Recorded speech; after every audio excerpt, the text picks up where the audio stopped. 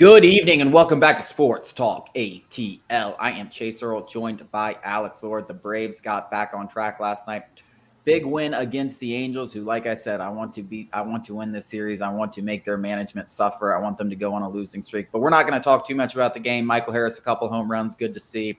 Orlando Arcia, big home run. He stays hot. I just want to mention one thing. I think it was from Brad Rowland, who I respect. He's got good opinions, but he brought up a stat yesterday on how Orlando Arcia's OPS over his first 25 games or whatever was 978. And then since then, it's like 716, which it obviously went up yesterday. But you can pick and choose stats all you want and make them fit your argument.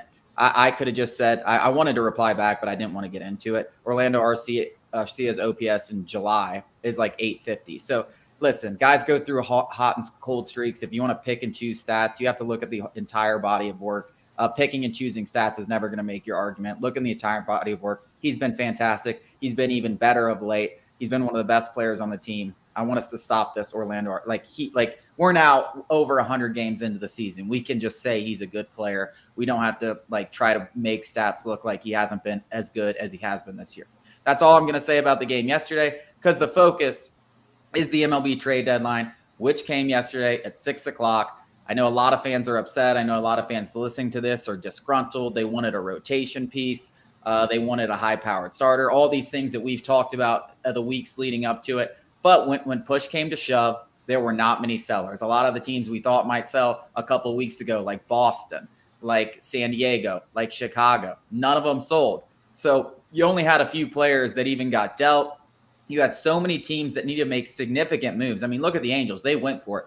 If they were going to go for it, they had to dive in and make significant moves. You look at the Rangers. They needed to make significant moves if they were going to hold off the Astros, if they're going to be legitimate contenders. Their rotation without Jacob deGrom was not going to hold up, and they made those moves. The Braves, on the other hand, they didn't need to make any significant moves to still be the favorites, especially in the National League. I mean, no one in the National League made any big moves. So I know a lot of people are complaining, but look around the league. Like, what did people that we are going to be contending with in the playoffs? The Phillies got Michael Lorenzen. Like, are we serious? Are we seriously upset we didn't get Michael Lorenzen? Guys, AJ Smith-Shawver is a better pitcher than Michael Lorenzen. I'd rather him go out every fifth day.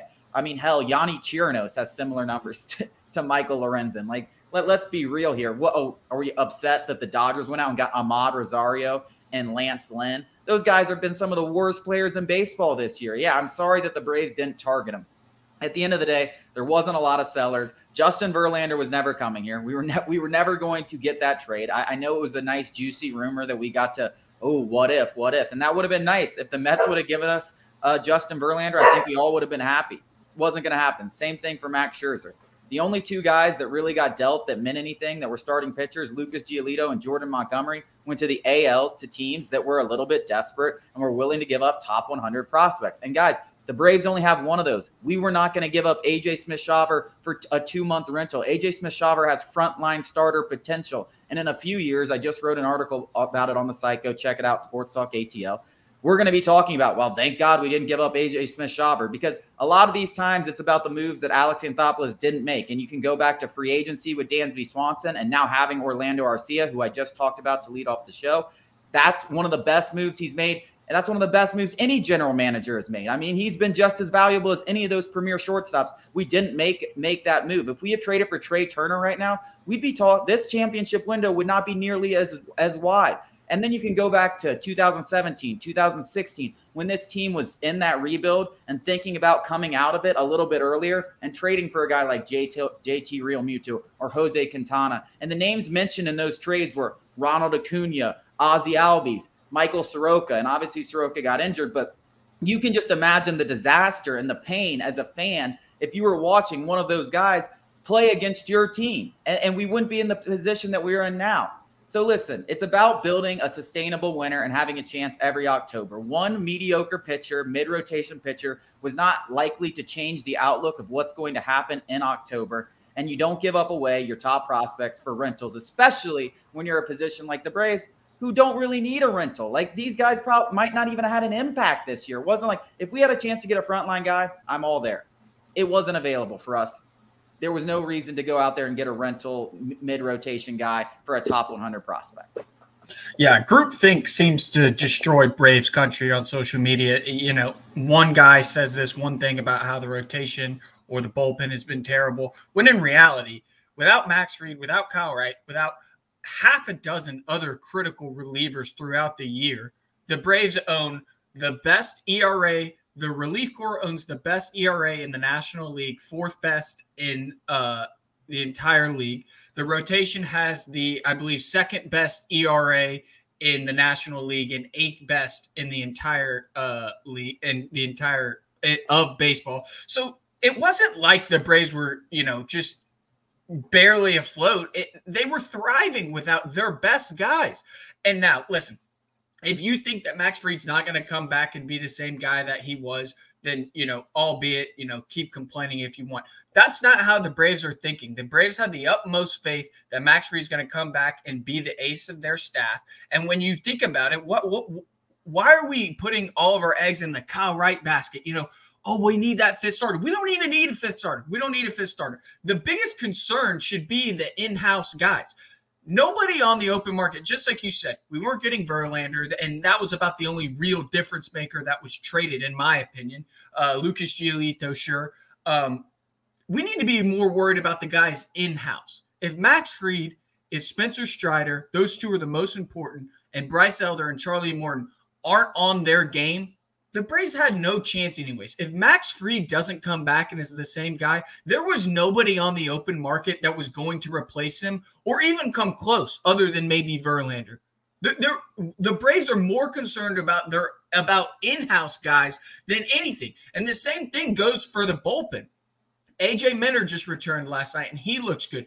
Him getting healthy and him being himself is more important than acquiring any reliever. And the same thing can be said for Dylan Lee. Though they got Brad Hand just for insurance from the left side, you know, I'm all for it. And I said it this in the offseason, and it's relatable because of this. Nobody that the Braves could acquired in the offseason would match a healthy Ronald Acuna Jr., and you could say the same thing for Max Fried.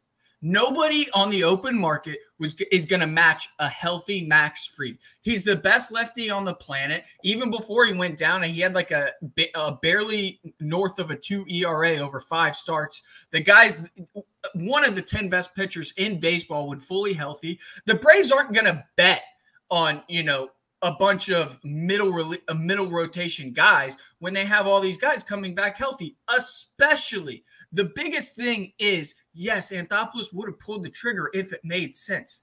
It's not like he wasn't up. I've said this time and time again. It's not like he wasn't up 18 hours constantly monitoring everybody. I'm sure he had conversations with everybody, crossing and dotting every T and I just to maybe get a little bit better, let alone actual, you know, impact starters and relievers. The price and value just wasn't there. And Chase said it best, and his article illustrates it in even more detail. Go check it out, Sports Talk ATL. We're looking back at this Orlando Arcia deal and thinking, good Lord, thank God we didn't sign one of Trey Turner or Carlos, one of those big money guys, $300 million. We're thinking, thank God. But in the moment, we were like, oh, no, we're going with Orlando Arcia. And now he's an all-star, and we all look like idiots. And it's going to be the same thing this year at the deadline. Alex Anthopoulos isn't just sitting on his – that drives me crazy. That just because a blockbuster deal didn't go through, you know, Braves fans will just think Alex Anthopoulos was sitting on his hands. It's like people are playing MLB The Show or something, and it's like no deal is worse than any deal. And that's just not the case. Yeah, and the other thing I want to talk about, and you kind of briefly mention it, is like Alex Anthopoulos is more plugged in than we could ever be about these guys coming back.